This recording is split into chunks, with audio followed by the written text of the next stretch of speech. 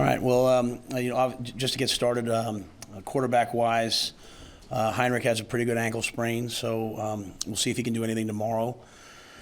Chuba came out of the game a little bit banged up. Hasn't played much, so he's a little bit banged up from getting hit. Jeff healthy, so we'll go through the week and probably come all the way up to game time in terms of who will play. So obviously each guy brings a little bit something different to the table, so we'll have sort of a pretty diverse plan, and see who's able to go. But I won't be able to comment on Heinrich till after I see him tomorrow, if he can do anything at all. With regards to this week, obviously we're really excited to have a chance to go to Madison, Wisconsin, an iconic place, a place that I played at as a player, and Coach Fickle does a great job as he's in year one. Both teams at 5-5, trying to obviously get a win this week on national TV. Great opportunity for our guys. Really excited for our guys. I've tried to be honest with you guys every week about how I really feel about the tape. I'll tell you. I thought defensively, and I thought many players on offense, that was by far our best game. I thought our offensive line, it was by far the best game on offense. And so I was proud of the guys, and I told them that. We never accept losing, obviously. But, to me, the process that we're trying to put in place is working for a lot of guys. And so the lessons for our team is, hey, you're probably not going to have 5 turnovers and win very many games, especially in the Big Ten. But to have 5 turnovers and lose by 3 says a lot. Just to have that game be close versus a talented Maryland team. We want to have fourth quarter shutouts. We can't give them the ball at the 25-yard line no matter how they got it and have a penalty and have a missed assignment that leads to a field goal. So there's a lot of lessons to be learned, but I was proud of the guys, and I'm excited to take them out there this week. They continue to fight each and every week, and more importantly, they get better. And so I'm proud of where we're headed, and with that, I'll see all the questions you guys have. What do you think the largest issue is with your quarterback play? What can be fixed in the next 2 weeks? Yeah, I think there's been several issues throughout the year, and so anytime that you have this, the number one is turnovers, right? I mean, like we have three-point games. I think in those 3-point games, I think we have 12 turnovers in those 3-point games. Check me if I'm wrong. I think 11 of them come out of the quarterback position. So to me, to turn the ball over, right? At the same time, a lot of those games were close because, Heinrich made great runs, or, Jeff made some great runs against Minnesota. So a lot of good things happened from those guys. I'm one of those coaches that, I don't love to make like big, everything to me is very incremental. Like, hey, it was this here, it was this here. But certainly, I would be a fool not to sit here and tell you it's protecting the football. In the passing game, I think, obviously the first interception, I'll still feel like, the one with Jeff, Malachi gets tackled and we're running a double move. But I'd love to see our quarterbacks, as I talk to them, just be a little bit more intentional about. We can't keep throwing balls up, and we can't just throw balls up to a spot thinking the guy's going to be there. Like at the end of the day, you have to be intentional at quarterback. Like every ball you throw is a ball you want to throw, and we had twice where guys threw interceptions, kind of backing up and letting it rip, and that's not who we are. That's not who we should be, and so. There's always a yin and yang to it, obviously, like they're young players. I'm trying to guide them through it. We're trying to guide them through it at the same time, having expectations and standards for the way that we want to play. So what can be fixed in the next 2 weeks? I certainly think, Sam, that, we fixed kind of like the pocket ball security. Like, you go back 2 games ago, not the pocket, running the ball. Heinrich had 2 fumbles, and so we've certainly worked on that. We've certainly worked on the way we hold the football. This was interceptions this week. And, so what can we do? We just keep coaching. And I know that sounds trite, maybe, but like we just keep coaching, we just keep pushing, we just keep grinding, we just keep working, and hope that it just continues to come to fruition. Build on the good things and try to eliminate the bad things. How do you get these guys to not think about it, though? I mean, 22 turnovers by the quarterbacks. It's got to be a mental side to it, too, now for those guys every time they're out there with the ball in their hands. Yeah. I think the thing that you always try to get guys to do, and again, I show them lots of different things. I talk a lot about basketball, and I talk a lot about, like, last week we showed them Kobe talking about as a rookie, shooting 5 air balls in the finals, Game 7, and then coming back the next year and making those shots. And I think the biggest thing is, when you're a basketball player, when you're Michael Jordan, when you're LeBron James, that's about the end of my extent of who's a great basketball player nowadays, but you don't go to take the last shot and think about how you're going to shoot. Like, you just shoot the way you shot 1,000 times. And to me, that's trusting your training. And that's really our process. Our process is practicing so much and working so much that we can trust our training. And so as you get late in the Big Ten year and you go through the Big Ten for the first time and, you start to experience these teams and things that they're doing, trusting the training that we're going to have, whether it's a read, whether it's a decision. So you look at 2 of the interceptions, 2 of them are backing up and just kind of throwing it. Another one's just, throwing it, to a spot, hoping that it's going to be completed. And those things just can't happen. But in terms of for the players, my job is to help them become great players. It's not, hey, don't throw interceptions. Is this what you're trained to do? Like, you've worked your whole life to get to this point. Like, what should you do in this moment? Like, hey, it's not there. I should reverse out. I should go make a play. Like, we want our guys to play free. And so, I'm not giving you great answers other than just, to me, it's always about trusting your training, going, Chubba comes down at the end. Chubba ran the scout cards last week. Chubba's, that's just part of, hey, put your third quarterback in. But I have a lot of confidence in Chubba. And if you go back to every answer you guys have ever asked me about him, I believe in the kid. I believe in Chubba, and he's kind of healthy now, and you saw him running. It's just, you put him out there. He hasn't had a ton of reps. He'll get some reps more this week if he has to play. I'm sure he'll be ready to play. So I think it's that. I think it's trusting your training. I think it's time. I think it's time on task.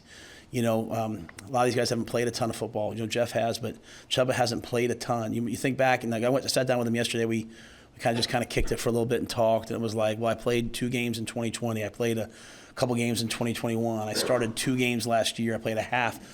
I think a quarterback, you got to play. I think you have to play and play and play and get comfortable, get in a rhythm. There's a lot of things. I always start with myself. What am I not doing right? I'm the head coach. Everything that happens here, I'm responsible for. You look at that game, a lot of things are the same thing over and over again. Like, we don't really get beat, but we do get beat on double moves in the secondary, right? So we sit there and you look at you look at a team and you're like, well, they don't do this. We're kind of a good defense, so we're going to get the same couple things. And so just challenging our staff, but really challenging myself, like, what are the things that needs to be fixed? I have not solved this issue in terms of the turnovers. And so I don't go in there and say, guys, we got 22 turnovers, we got to fix it. Like, they know that. I just say, hey, are we trusting our training? Is this the ball that you wanted thrown? Was this intentional, or was this just sort of like, I don't know what to do? And if it is, just continue to give them those opportunities, those reps, and continue to work. That's as honest an answer as I can really give you, because I don't have the answer, if that makes sense. I'm working through it, but I believe in these guys. I want to make that very clear. I believe in these guys. I'm not one of those coaches who's like, man, we just need to no, these guys can play. They just have to continue to work and grind through this. And on the other end of it, like, to give you an example, I showed them the punt fake in the game, okay? And then I showed them the first time we practiced it in practice, the Tuesday before Michigan. And literally, Borgacher and Snodgrass run into each other because each guy's think, because we checked that play, right? And then I showed them in the game versus a look we've never practiced. And there's one extra guy there, Marco Ortiz. No one ever talks about the long snapper, man. He makes an unbelievable block. And Bullock and Ty Hahn and Elijah Judy, who's really wants to be a tight end, makes an unbelievable block. And Snodgrass comes around and picks up the extra guy. And I guess my point to them was, guys, I hate to say this, but everything takes time. And you have to just keep working. What sometimes happens at quarterback is because it's so visible, the weight of being the starting quarterback in Nebraska can sometimes weigh on you so much, you start searching for answers. And there are no answers. You got to just go back to work every week. It's this incremental, like, one better approach. And so I hope that we play really well this week. I hope that we solve the problem this week. But the only way to solve it is just to keep getting a little bit better, a little bit better, a little bit better. I'll say one more thing, and this is going very long, so please forgive me, okay? But I showed our coaching staff a cut-up, and these are my friends. Ryan Day is a friend of mine. Justin Fry, the online coach at Ohio State, is a friend of mine. But, you asked me, Sam, you asked me a question a couple weeks ago about the reverse at Michigan State, why we got 8 yards. They ran the exact same play. Ohio State ran the exact same play. And they made one more block than we made, and Marvis Harrison came around for a 22-yard touchdown. We ran a Y sail route into the boundary. They ran about 12 of the same type of concepts because we all have the same plays. And so my message to the coaching staff was, it's not the plays. It's not the application. I mean, you always want to call back here and there. It's the players and their confidence level and their execution level. And it's not like, hey, players, you got to make it right. It's actually just continuing to watch these guys grow. Like, look at Javen Wright. look at what reps is doing for him. This is a guy that was like, hey, should I even come back this year? Am I a corner? Am I a safety? What am I now? He's out there ripping balls out. So it'll all come together for the quarterbacks. We just love for it to happen right now. You mentioned throwing to the spot and hoping the guys are there. On Chuba's interception, what needs to happen there? Yeah. What did happen and what needs to happen? Yeah, so first of all, let me say this. I take responsibility for that, okay? I take responsibility for that. It's a good play call. So the play is very simply, it's a play that every team in the world runs. It's 3-man routes. It's double under with a corner route, right? And so basically versus man, the two guys run the under routes. They chase the under routes. You have a one-on-one corner. It's incomplete or. So, they zero blitz. It's 90 protection. There's a gap protection. Fedoni stays in. He's not going to get hit. And it's just a confluence of events, right? It's we take a long time coming out of it by number one. So a lot of people, I think, thought we were trying to throw the ball to number one. And because it looks like the ball's going to number one, it's Billy flattens that route out because the guy kind of undercuts him. And, really, we'd love to just see Chuba put that ball in the back corner and those guys get out of the way a little quicker. So it just wasn't quite executed exactly right, which, again, when it comes down to execution, it falls on me. And, their kid made two unbelievable plays. I mean, that corner made on a double move to beat the safety. He ran back and picked the ball off. And on that play, he's playing the guy man and comes off of it and picks off the in-cut. So when you look at the tape, it looks really, really bad. Let me just say that. It looks really, really bad, and I get that. And I'm not sitting here saying that for the players. The play clock was running down on us. Things were going fast. I think originally they wanted to run, Sat wanted to run a pick play by 1, 2, and 3.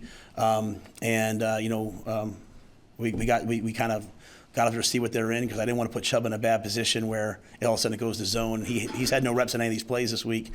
And, that play happened. So I wouldn't put that on Chubb. I wouldn't put that on anybody but me. But that is what that play is. It's, we call it, it's Indy. It's old Peyton Manning, right? 2 unders with a corner route. First man, you throw the corner route. They just kind of got too close together. So that's one of those ones I wake up at 2 a.m. thinking about, hey, that's on me. What's the Sims picture look like in practice compared to what you've seen on Saturdays? I would say that we just in general, because I don't want to start talking about one guy.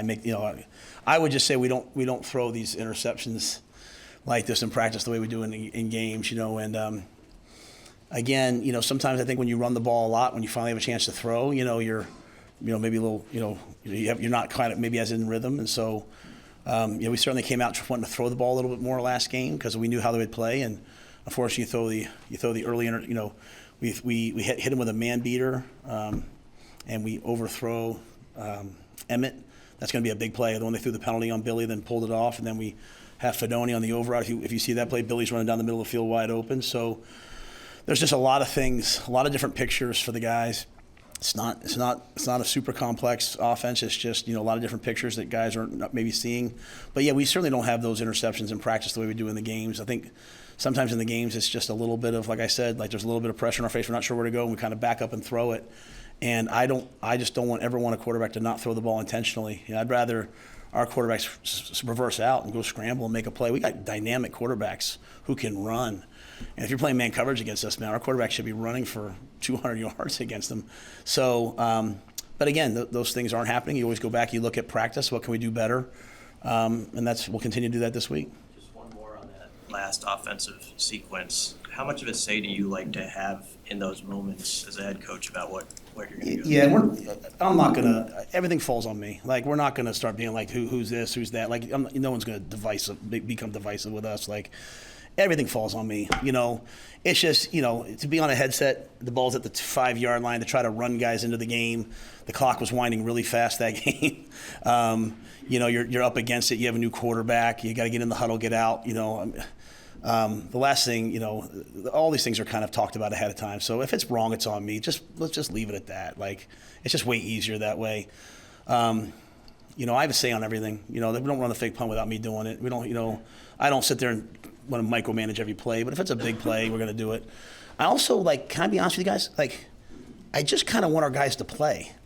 How are we going to build a championship team if everything's to not make a mistake? So, if I could go back, would I have run the ball there? Yeah, then we kick a field goal, then they have the ball, they go down the field.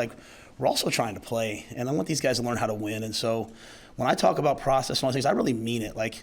mean, you turn a game on Saturdays, right? And like, after we get home, and those teams are scoring 45, they play, and they have some interceptions here, and they play. Like, I want our guys to play. I want it to be smart. Did we practice it? Did we rep it? We just didn't quite execute it 100% at the level we want. We put our third quarterback in, and I say third quarterback only out of because of the reps, put him in a tough position. All that falls on me. It doesn't fall on anybody else but me. So I take all that on with a grain of salt. But if I also and I believe this, if we just sit here and we just keep everything like really simple and just, we're never going to win at a high level. We're just going to learn to just be, so we're trying to be competitive, man. Like on defense, like Tony's at his best when he's bringing heat and we're going 0 blitzes, and every once in a while we get beat, and we just got to play. Like, you know how I feel in my chest when we call the fake punt. I'm like, oh my gosh, is this going to work? But we got to go play and give the guys a chance. So, but everything falls on me, and I mean that with the greatest. But sometimes I walk up there like, hey, they're going to ask you this. Like everything falls on me, 100%. And I would just say that I believe that our guys are going to get better and better, and I wish we would have won that game on Saturday. Have you ever been around a program where the players are kind of tentative about making mistakes to maybe disappoint the fan base? I think all players until they kill the bear, they're all nervous about playing well. Like they're a young player, and eventually they kill that thing in their mind and they go play. I read them like if you ever read the book Hagakure, it says like, if the samurai, if you want to live, you have to die. Like you have to be dead to all those things to live. And so, again, we don't want to be. There's a big difference between making mistakes and doing things outside of your training. Does that make sense? Like I tell our players, like after the game, I had one of our really good players who no one's noticing right now, made a play that hurt us. He texted me, he's like, I'm so sorry. I said, don't ever send me that stuff. Like, as long as you prepare and you get to the game and you're not selfish and you make it about your team and you go play hard, man, this is a game of mistakes. Things happen. Like, so we don't want to play in fear. And, it's really hard at first for players to play for me because they hear me saying all the time, do things right, don't beat ourselves, execute. And at the same time, they also hear me like, be free, go play, and they can't get it. But when you become a good player, you get it. Right, like you want to take the last shot. You want the ball in your hands. You want it. I mean, Chuba. The shame of that thing was Chuba took us 90-some yards, right, to go win that game, and we're about that far away. So, yeah. I mean, I think it's just kind of in general. Our players care greatly. They desperately want to win. They desperately want to win for our fan base, for themselves, for the state, and that's all I can ask for. When people are, critical of Marcus Satterfield, the offensive coordinator, what do you want them, fans or us or anyone, to consider when they put it on him specifically, both as a quarterback coach and as a coordinator? Yeah, I think that's part of the fans should do that. I have no problem with that. Fans should be critical of me. Fans should be critical of Sat. Fans should be critical. Like, you come to the game and you sit there and you're like, okay. And for me to start, we got this many guys. That's not who I am, right? I think, okay, and I would say even within the coaching community, when people play us and they talk to us afterwards, I think in year one, with as many injuries as we've had and different things that have happened, we've never made an excuse. We've always showed up each week and we battle and we're in every game and we have a chance to be in every game. I think our guys are fighting their tails off. And, I never talk about changing a culture, but I do believe in instilling a culture. When you want to instill a mindset and a culture and a process, I think all of that's happening. And I think if people can't feel that, but if you say to yourself, like, hey, is this heading in the right direction? And, I got a true freshman, Jalen Lloyd, catching balls behind his hip. It's just going to continue to get better and better and better. So the answer in life sometimes is always just to change everything, right? Players want to transfer. Everybody wants their head coach to fire everybody. Like, has that worked out here? Where's that worked out? We're just firing assistant coaches and coordinators. So we want the whole offense to start over again with a whole new language next year. Like, I'm not doing that. It's ridiculous. So we're gonna just be exactly who I said we were gonna be. We're gonna be a day-by-day organization that gets better and better and better. We're gonna get through year one, okay? Most of our guys on offense are coming back. We'll get better and better and better. And then, some of you guys that get on the field before the game, you usually see me walking around the field. And a lot of times I walk with players. A lot of times I walk with hurt players, right? And I'm walking with like Ramir and Deshaun, and I'm like, hey Gabe Irvin, just imagine you at 240 pounds coming down the stretch here in November next year. Marcus is fighting and scratching and punching and willing to get this thing as good as we can get it. That's what all the guys are doing. And, you know, I'm proud. I just couldn't tell you how proud I am of guys. Like Malcolm Hartzog didn't practice last week. And all of a sudden he's got to go from playing, then he comes in and practices on Friday a little bit, right? And then he's got to go from safety to corner. So he goes out in the game and they hit him on a big play, right? And man, like he's fighting for the team. What do we go yell at him? Like, so yes, fans should absolutely, like I'm not here saying that. I'm just saying for me, when it comes to me, I prefer to take all the heat for everything that happens because everything that happens here runs by me. And yeah, 5 turnovers falls, just so we're on the same page, it falls dead on my face. Like I can't, just trust me, if you guys know, I don't sleep very much to begin with. I lay in bed at night like 5 turnovers. Like what are we talking about, Matt? But the answer is, what's the answer? The answer is just to keep getting a little bit better as best I can and hope that this week we put it all together. You know, this season's been a bit of a roller coaster in terms of you lose the first 2, then you win 2, you know, blowout loss, you rattle off 3 in a row, and now losing 2 again.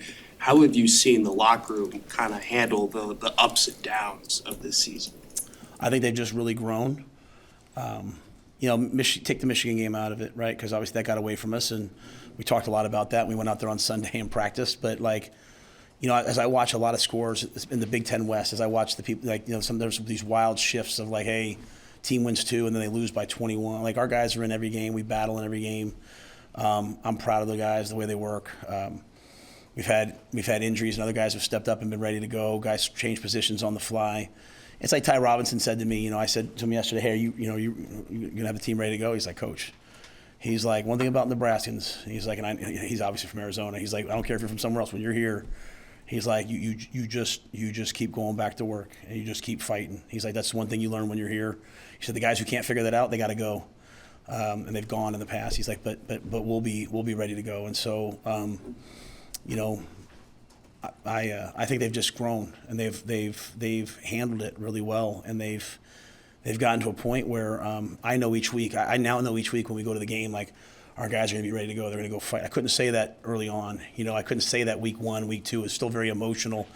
Right now, they're just and so the way I look at things is you know, the seeds of championships are built, are sown now, right? And so that might sound corny to people. I get all that, right? But like, I mean, they hit a long run on the last drive, and we blitzed from the left, and the D-line slanted into the blitz. They went the wrong way. That's why that play hit. And, you know, you look about, you know, Cam Lenhart's a freshman. Imagine when he's a senior and he's out there. And if it's not him, imagine Ethan Nation. Imagine those guys when they're seniors, like the lessons they're learning this year when they're preaching to those guys. It's just that as I've said 100 times, I want to win for the guys that are out there right now. And I want Reimer to go out on top. I want those guys to go out on top. But I don't worry about them. They are competitors and they're winners. And when I first got here, they were very much like, well, yeah, it's hard to win if the offense turns the ball. And now they're kind of like, hey, let's control what we can control.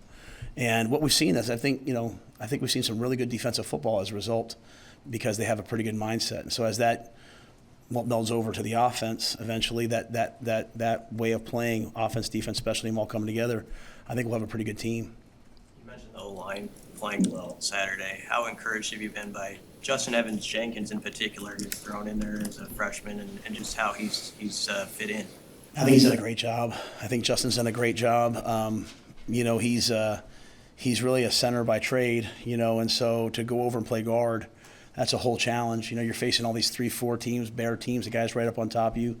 I thought Justin's been awesome. I think Teddy Prohaska's really hit his stride. You know, last game, because Nuri, you know, we got Ben Scott playing on a hurt MCL. You got Nuri has surgery. They say 4 weeks. He comes back in a week and a half, and he's practicing.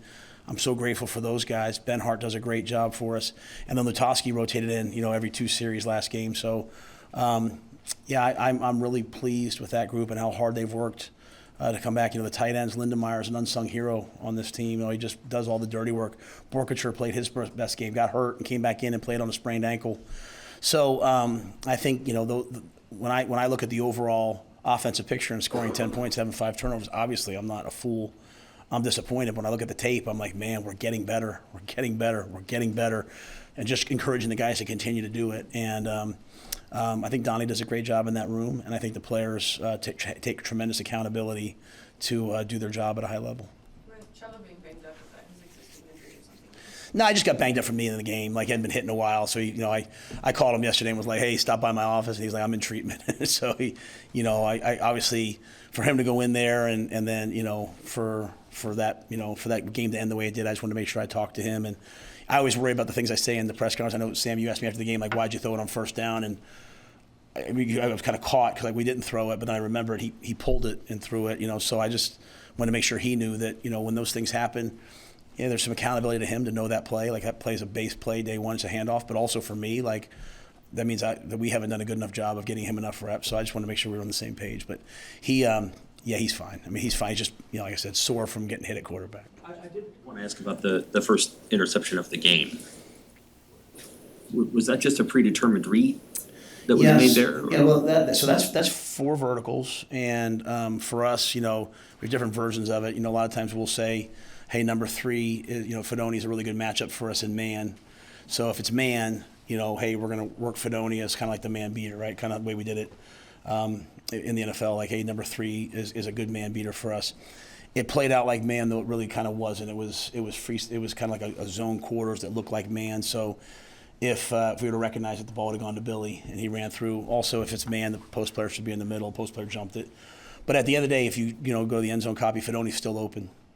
And again, just kind of pressure in his face. Heinrich kind of steps backwards. The thing I talk about Heinrich all the time is because people talk a lot about Heinrich's slow release, but really all it is the fact that the ball goes below his elbow as he brings it back. And there's a lot of quarterbacks in the NFL who do that, and they always struggle.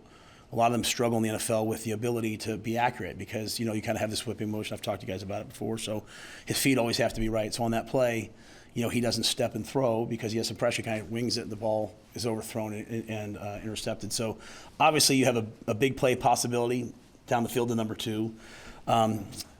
You have the man beater, which is open, and we got to throw and catch it. So when you talk to me, you talk about like, hey, Coach Satterfield or any of the coaches, I look at it like it's going to be really hard to run the ball into free safety pressures the entire game. We're going to have to be able to throw the football. And, we called a play where guys were open. I expect our guys to go make the plays. When they don't, I don't sit there and say, hey, you guys aren't good enough. I say, hey, we're not doing enough. We've got to keep practicing. So that's kind of the yin and the yang of the way my brain works, taking accountability, but also giving the players a chance to make a play. But that, Matt, I think when I said, hey, number 2 is running down the field, you nodded your head, I think. So I think you saw. So I think you guys, there's some things that are there. So. Was that Knight Rider? What was that?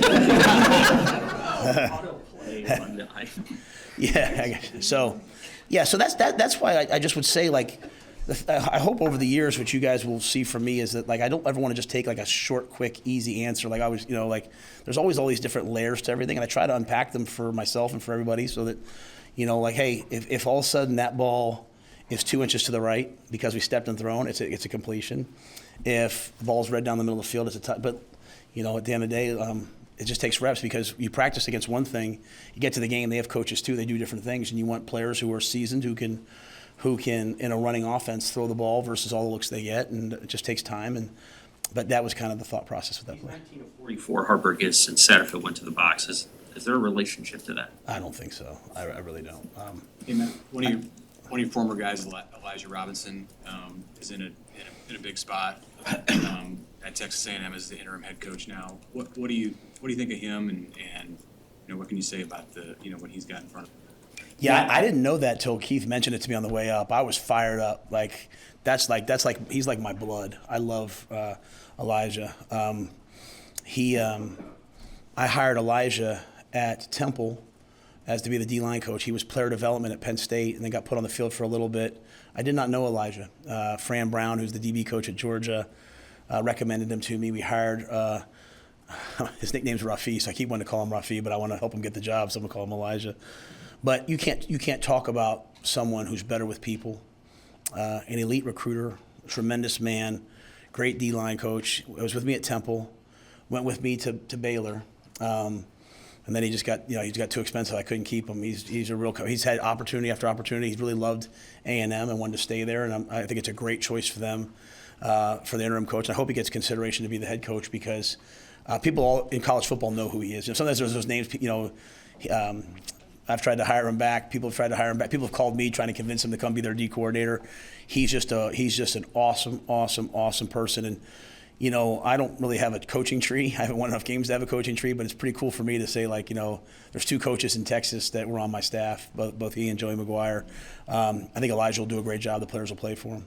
His situation, you know, it kind of shines light on what's happening in college football. This, you know, starting this weekend, you know, you've seen several moves made, and it's a crazy time. It's a crazy time. Like 1 year ago here, it's wild to think back of what was going on. You know, a couple of weeks before you came in. Do you, at any point, have you and your wife, your family, reflected on that and what that month of November was like for you, as you now have 12 months of perspective?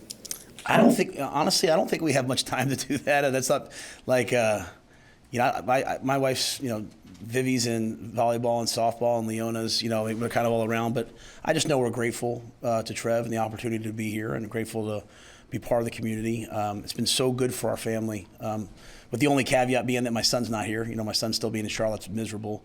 But it's been really cool. You know, I bring Leona in on Sundays, and I walked out yesterday, and there's like, you know, she's 8. There's posters all over the facility that she had drawn and taped up, and it was like, what did it say, Susan? It says poem, and she says, if people doubt how far you can go, keep going so that you can't hear them. I'm like, where did she learn that? But she's putting them up for the players. She's kind of been adopted, but, you know, so this has been awesome. When it comes to the coaching carousel, you know, obviously I'm very sensitive to that, because while I was hired last year, I was also fired last year.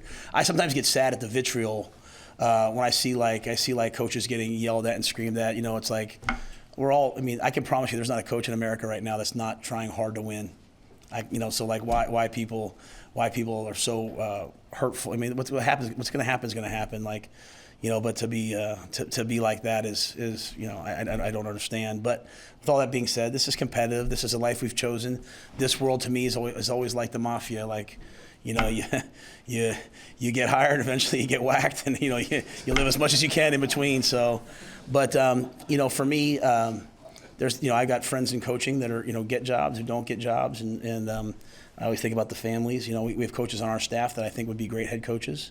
And one of the sad things for me in my career is that, like, not many of my guys have gotten head coaching opportunities. And I just feel like the way we do things, the attention to detail, the way we care about our players, the way we recruit would be really good for a lot of places. It really saddens me always that the 2 places I was at followed up with an outside hire. And I love those ADs. I just always wanted it to be one of my guys. So to see Joey doing well at Texas Tech, like, warms my soul. To see Elijah get that opportunity, man, warms my soul, because there's 2 types of college football coaches. There's those who believe the players are there for them, and there's those who believe that they're there for the players. And Elijah knows he's there for the players, and Joey knows that he's there for the players, and that's what we believe here. So hopefully everyone hires the right people. I want to ask about Wisconsin. What jumps out at you? What do they do well? I know they've been struggling lately, but what did they do well? Well, they're a really good football team with really good players. Big, physical, raw, athletic, explosive. Luke Fickell's an excellent football coach. I don't know him great, but I know him well enough. We never really crossed paths I had left the American, but we've become friendly over time. Tanner Mordecai, you know, I was probably his first offer. He was right down the street at Midway High School in Texas. He lived in the same, like, 2 developments over from me. And I was the head coach at Baylor. I could never convince him to come play for us. Josh Martin, who's on our staff, was with him at SMU. Tanner's a winner. You know, think about what we're talking about at quarterback. They have he's a 6-year quarterback. Think about how much football he's played. So, you know, I'm familiar with Coach Longo's system because I was, you know, in the draft process with Sam Howell, with all the running backs, with all the wideouts. So just watching that offense, how dynamic and explosive it can be. Being at media day, seeing Braylon, how big he is at running back. I mean, it's going to be a heck of a game. You know, up in Madison, I went there one time as a player, and never been there as a coach. You know, cold, national TV, jump around, unbelievable experience. Coach Alvarez, it should be awesome. And so I'm excited about it. But they're an excellent football team, and it'll probably be a lot like these other games. Man, we'll come down the fourth quarter. We'll try to make one more play than them. They'll try to make one more play than us, and then we'll see who does it. Is there a psychological element to that too? Wisconsin's won 9 games in a row in this series that you addressed. Yeah, honestly, I honestly don't think about any of those things. You know, maybe maybe once I'm here, like let's say like after we go through this year, I'll always address like the previous year's games, but like none of that, before I wasn't here, so it's hard for me to address those things. I can tell when I talk to our players, there's certain games, they've played against year after year, where sometimes, you play Maryland, it's the third time playing them. But I think with us, just think about all the conversations we've had so far today, all the issues we have, good and bad, are all to do with us and to do with the way that we play. So that's really how I try to spend my time. But I do think it's great. I mean, this is an iconic place, college football. It's an iconic opportunity to be on NBC, it's NBC, right? Am I saying that? Yeah.